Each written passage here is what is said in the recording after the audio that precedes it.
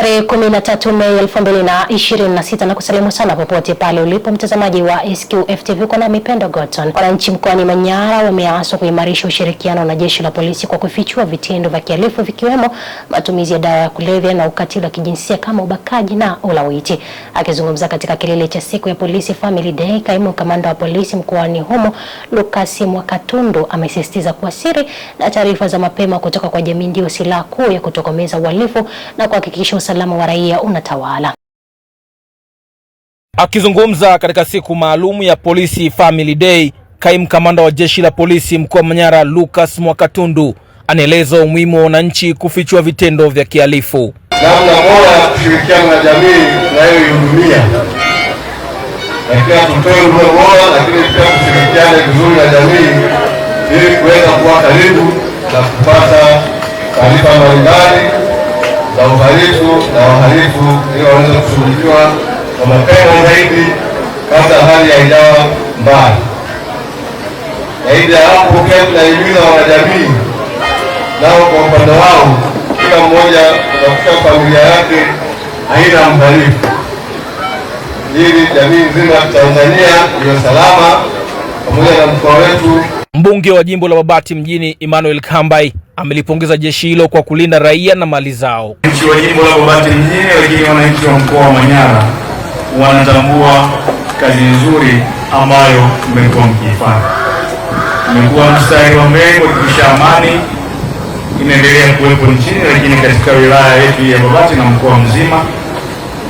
Lakini wananchi wameendelea kufanya shughuli zao, kufanya biashara zao kwa amani na utulivu wakati wote. Watoto wetu wameweza kwenda shule pasipo na changamoto yoyote. Hii yote ni kazi nzuri ambayo mmekuwa mkiifanya jeshi la polisi. Kwa upande wao, askari wa jeshi la polisi waliotunukiwa zawadi mbalimbali kwa kufanya kazi nzuri, nao walikuwa na haya ya kusema. Sisi kazi yetu ni kuwalinda watu na mali zao.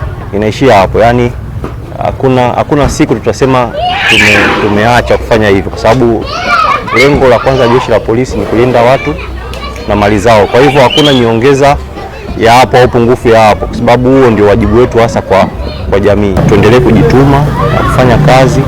Jeshi la polisi linaona na viongozi wapo ambao wanachagua hao askari ambao wanafanya vizuri. Shukuru sana jeshi la polisi Tanzania kwa kunichagua na kunipa zawadi ya mfanyakazi bora, na zawadi hii imenipa chachu ya kuendelea kufanya vizuri zaidi kwenye utendaji kazi wangu, na pia hata kwa wale wenzangu ambao hawajafanikiwa kupata zawadi kwa kipindi hiki, na sihi ama kuwatia moyo waendelee kufanya kazi vizuri kwa weledi na uadilifu ili mwakani waweze kuwa miongoni mwa watakaopata. Kampeni ya msaada wa kisheria ya Mama Samia Legal Aid umefanikiwa kutatua migogoro kati ya mzee Meligwa mwenye umri wa miaka 80 na kanisa la AGGCI Ndembezi manispaa ya Shinyanga kufuatia eneo la mzee Meligwa kupimwa na kumilikishwa kanisa hilo bila ridhaa na makubaliano.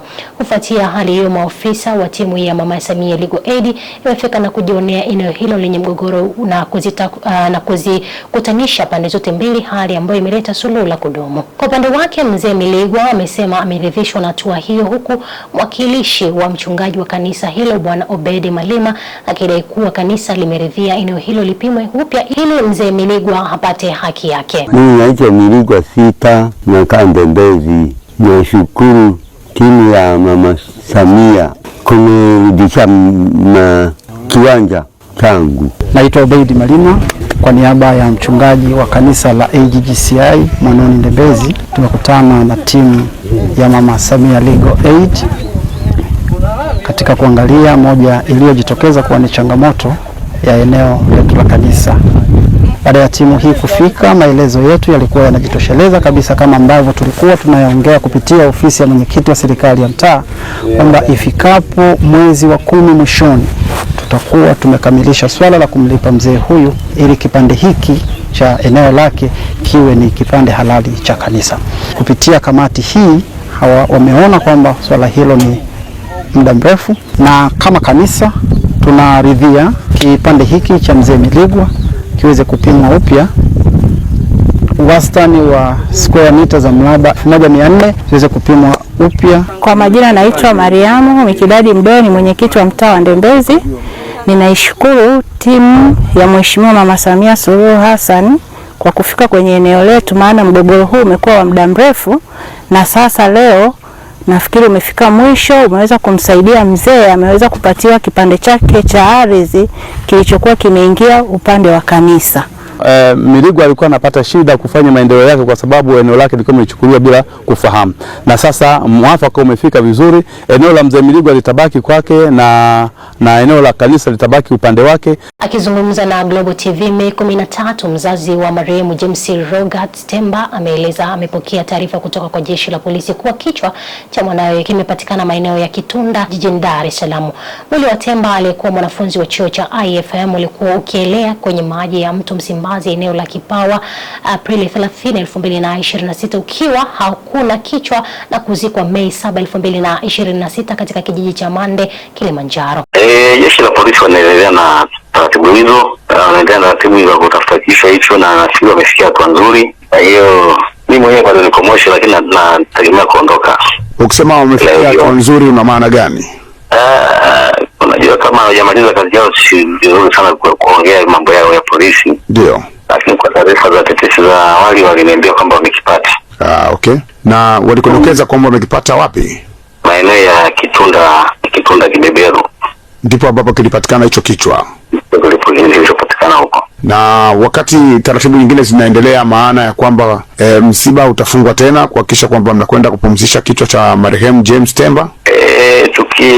Wakishamaliza taratibu za kiupelelezi na taratibu za kisheria hizo wanazozifanya, tutakabidhiwa, tutakwenda kukirudisha nyumbani kikaungane pale kwenye kiwiliwili chake ilikuwekwa, kaburi lake ilikuwekwa. Kwa maana ya kwamba kaburi itaenda kuchimbuliwa ili kuweka kichwa kikawa kwenye mwili wake.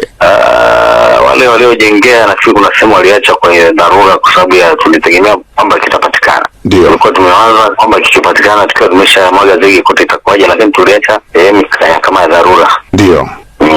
Na kama kichwa cha familia, kwa maana ya wewe baba ndio kichwa cha familia, nini neno la familia baada ya kupata taarifa ambazo bado nyinyi wenyewe mjakabidhiwa kichwa cha marehemu James, lakini kuna ile namna ambavyo nyinyi kama familia mmepokea, neno lenu ni lipi?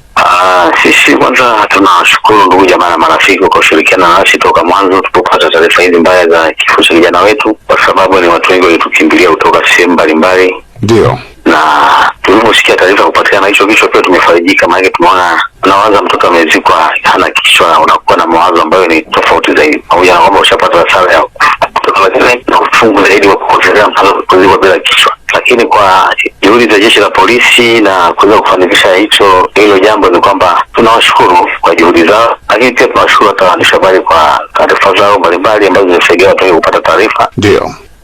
Wanawake wanaofanya kazi ya uchimbaji madini mkoani Simiyu wamehimizwa kulipa kodi kwa uaminifu ili kuwezesha serikali kuongeza upatikanaji wa vitendea kazi vya kisasa vya kurahisisha shughuli hizo. Mgodi wetu una maji mengi sana na imekuwa ni changamoto kwetu sana kwa sisi wachimbaji, kwa sababu wakati mwingine tunashindwa kufanya kazi kwa ajili ya maji. Mnaweza mkakaa hata wiki nzima bila kufanya kazi, na vifaa tulivyokuwa navyo tunatumia pampu hizi za 7.5 ambazo hazina uwezo wa kuhimili yale maji kuyamaliza chini, na ndio maana tunatumia muda kuyavuta yale maji.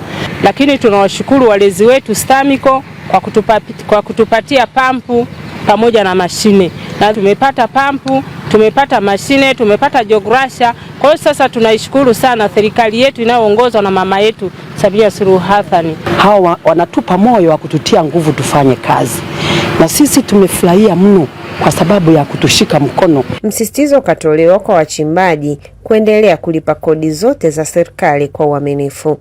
Ninachoomba zaidi, la kwanza wazingatie wasitoroshe madini.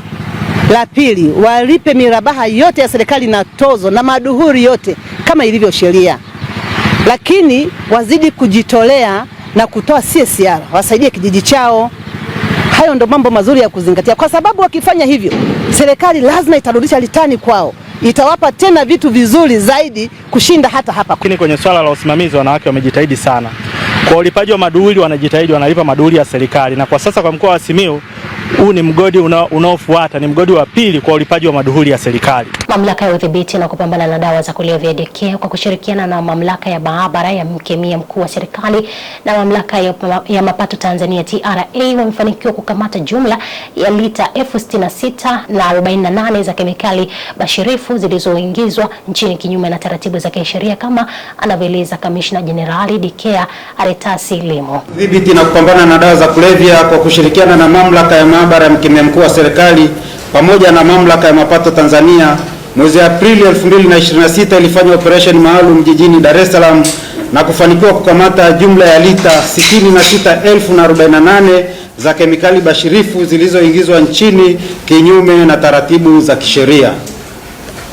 Kemikali zilizokamatwa ni cyclohexanone zenye ujazo wa lita 16,048 pamoja na extra neutral alcohol zenye ujazo wa lita 50,000. Aidha, magari mawili yalihusika katika usafirishaji wa kemikali hizo yanashikiliwa na watuhumiwa wawili wamekamatwa kuhusiana na tukio hilo. Kutokana na udhibiti wa dawa za kulevya kuimarika duniani, mitandao ya kihalifu imekuwa ikitumia kemikali bashirifu kuzalisha dawa za kulevya katika maabara bubu.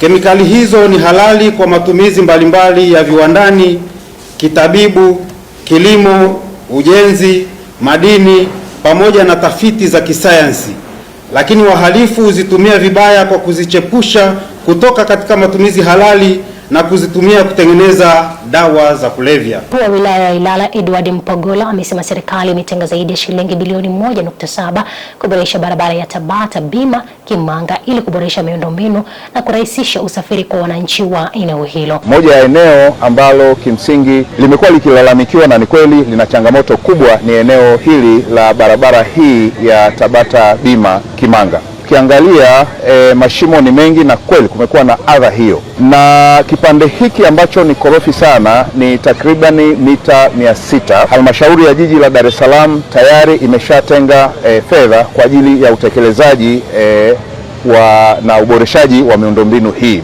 Kwa maelekezo ya Mheshimiwa Mkuu wa Wilaya, tayari ameshatoa maelekezo kwetu kwa maana ya kwangu na meneja wa TARURA wilaya ya Ilala kuanza kazi usiku wa leo, na tayari mkandarasi ameshakabidhiwa eneo hili kwa ajili ya uboreshaji na ukarabati ili wananchi waweze kupita vizuri na kurahisisha movement kwa maana ya watu kutoka na kuingia eneo hili. Cha kwanza ni pende kutumia nafasi hii kumshukuru Rais wetu wa Jamhuri ya Muungano wa Tanzania baada ya kusikia kilio cha wana Tabata Kimanga. Mheshimiwa Rais ameshatoa fedha kwa ajili ya ujenzi wa mita hizi 650 ambazo zinaanza hapa tuliposimama kuelekea kwenye daraja ambazo kazi hiyo inaanza leo.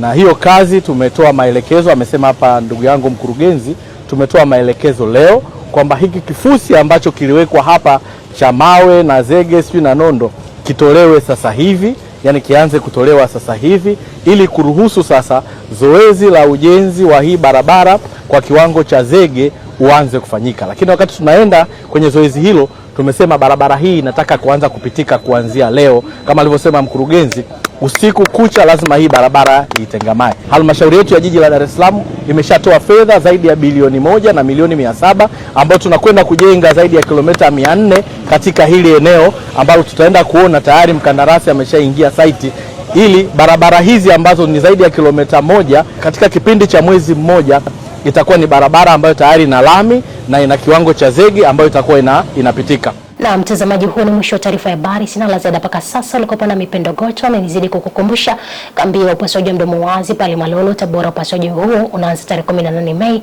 mpaka tarehe 22 Mei. Bye kwa sasa.